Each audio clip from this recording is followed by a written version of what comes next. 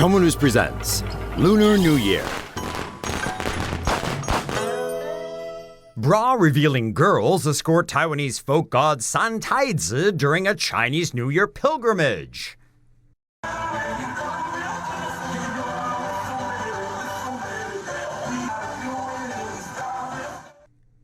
Check out these hot chicks dancing on top of cars in their bras. Wonderfully weird, no?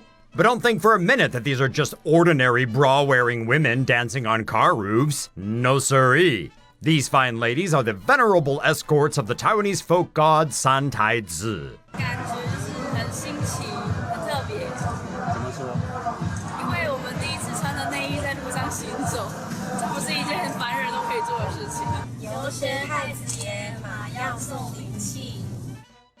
Taizi was escorted by these guards in bras yesterday during his journey on Taiwan's bullet train from the port city of Kaohsiung to a temple in Jiayi County. And of course, rules are rules even when you're a god.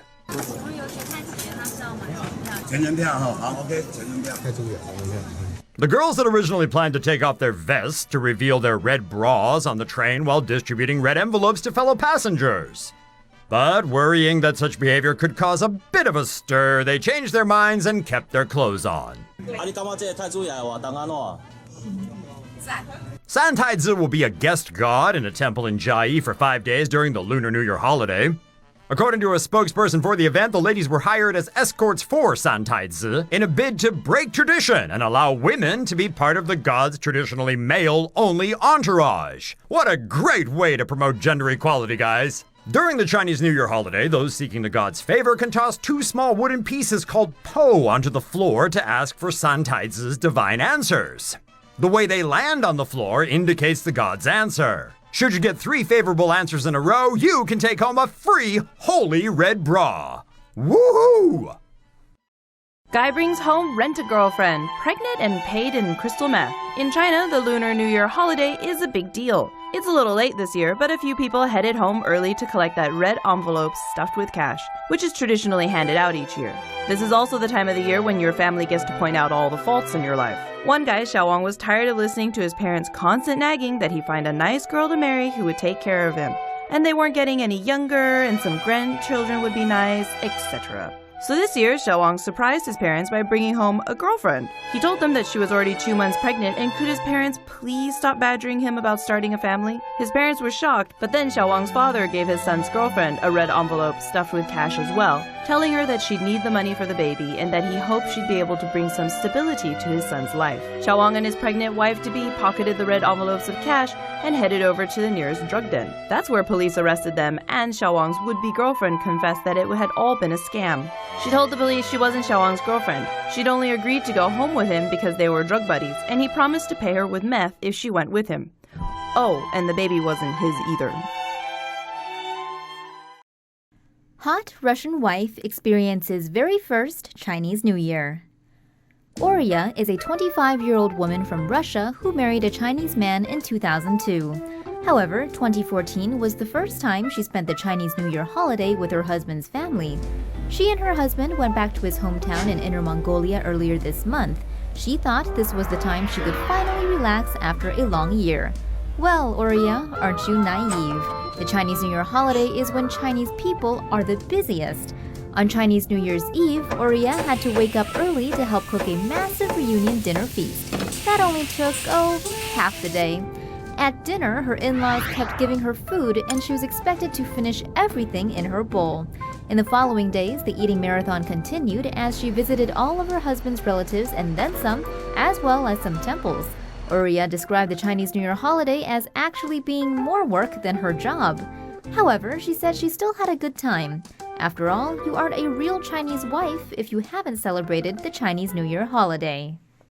Family pressures during Lunar New Year drive men to kidnapping. Recent studies have shown that many young people living in China suffer from rising anxiety and depression before the Lunar New Year holiday. Most of this is brought on by family pressure and the dread of facing your parents and all those nagging questions. Many are now volunteering to work overtime during the holiday, and more than one online manual has been written about how to dodge, avoid, or deter those annoying questions from nosy relatives. The most common one being, "Why aren't you married yet?" But one man in Liaoning really let the pressure get to him. The 32-year-old man, nicknamed Liu, decided the month prior to the long holiday that he would kidnap himself a bride. He even prepared a sackcloth bag and 10 feet of rope as a wedding gift for his new bride. 5 days before the start of the New Year holiday, Liu accosted a 24-year-old woman on the street. He muffled her screams and dragged her into an empty lot nearby.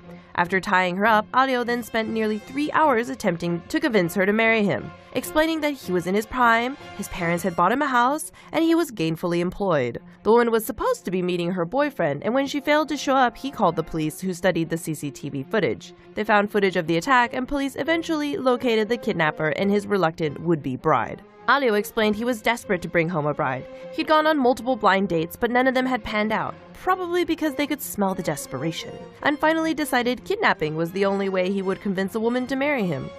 Talk about sweeping a woman off her feet. Father kills son in firecracker-induced septic tank explosion. It's common to see kids playing with firecrackers during the Chinese New Year holiday.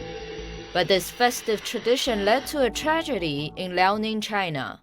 On the 5th day of the Lunar New Year, a father was playing with fireworks with his 4-year-old twins. Sparks from the fireworks detonated the methane gas on top of a nearby septic tank. The explosion blew the lid of the tank open, causing one of the kids to fall in. The father had fainted due to the explosion, so the grandmother tried to pull the boy out of the 1-meter-deep well, but couldn't. Neighbors eventually managed to help get the kid out and gave him CPR, but the child later died of a severe intracerebral hemorrhage in the hospital. Neighbors say they always smell methane in the area, and because of this, they had cleaned the tank just before the Chinese New Year. Clinically obese man stuffs his face and almost dies. A Taiwanese man almost lost his life after having hot pot 6 days in a row over the Lunar New Year holiday. The clinically obese man surnamed Wu suffers from triple H, namely hypertension, hyperlipidemia, and hyperglycemia. During the holiday, he had too much fatty food while meeting family and friends. After 7 hot pot meals in a week, he had a heart attack. His heart stopped beating at the hospital. Doctors arranged a surgery immediately, and one good nurse promptly decided to perform CPR on him while he was rushed to the operation theater. She saved his life. 那个时候心跳就没有，先生就颤抖，颤抖就我们就电击，电击完就一直电击，怎么都电击不回来。 After diagnosing myocardial infarction, the doctor decided to perform cardiac catheterization. While being rushed to the operating room on a stretcher, the nurse kept massaging his heart. During surgery, a doctor took over and continued the massage. 从急诊室送到那个导管室的那个路途如果你没有按摩的话，那个时间还蛮久的。脑袋瓜3分钟没有得到养分，它就死掉。这个病人比较特殊，就是我们边做心脏的按摩，然后边处理这个血管扩张的技术。这个就是我们同仁的那个手他一直在做心脏的按摩。心脏的按摩当中这样还有办法做导管，这个整个胸部应该都在震动才对。 The nurse who performed CPR on top of Wu says she's seen others do it before, but this was her first time. 他过去有这样过吗？我是第一次。那移动中压会有什么问题吗？会有什么困难吗？跟平常的压有什么不一样吗？平衡感。对，可能会跌倒或是。有感觉失去平衡吗？那时候有哈。 Doctors warned that myocardial infarction and strokes are caused by triple H, as they lead to coronary artery syndrome, which can induce blood clots. Patients should avoid high cholesterol food. Panda tries to skip work during Lunar New Year. According to Lunar New Year traditions, the 3rd day is the day for sleep.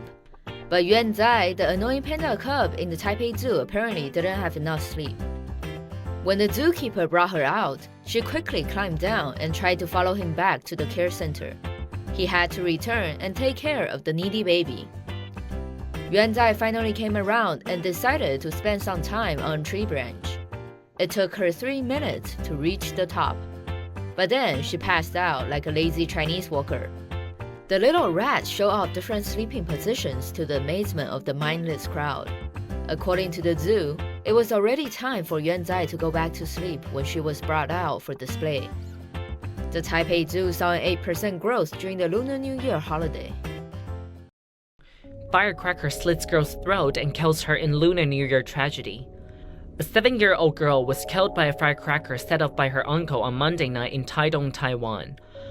The girl, surnamed Yang, was lighting firecrackers with her family over the Lunar New Year break. The firecracker was placed in a beer bottle and was supposed to rocket directly overhead.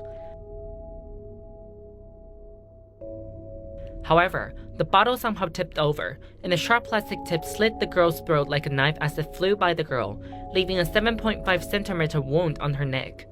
This in turn cut her trachea and major arteries in her neck, causing her to die by choking on her own blood. Yang's family yesterday conducted a traditional memorial service ritual to call back her soul. They still cannot accept the fact that she was killed by a firecracker. In an interview with Apple Daily Taiwan, neighbors said they heard the loud noise of the firecracker the night before, but were not sure what exactly happened. According to the police, the girl's wound was very uniform as she was cut by a knife. However, Yang's uncle later admitted that the girl was killed due to the firecracker going awry. The police later confirmed his claim and charged the uncle with manslaughter. They also asked the government to strengthen supervision over the sales of fireworks. Apple rockets, the specific type of firecracker that killed the girl, are imported from China by a trading company in Hsinchu, Taiwan. The importer yesterday said the firecracker is 61 centimeters in length, with its tip covered by a sharp plastic shell, adding that each contains 10 grams of gunpowder and that it is a legally certified product. Apple Daily Taiwan tested the power of the firework and finds that it easily shot through its cupboard container. It also pierced through a 2 cm thick cut of pork meat. The Taitung County Fire Department yesterday went to inspect the shop that allegedly sold the firecracker, but the owner claimed that they don't sell any fireworks. Although Apple rockets are legally certified and bears clear safety instructions, the fire department promises to still carry out a thorough investigation.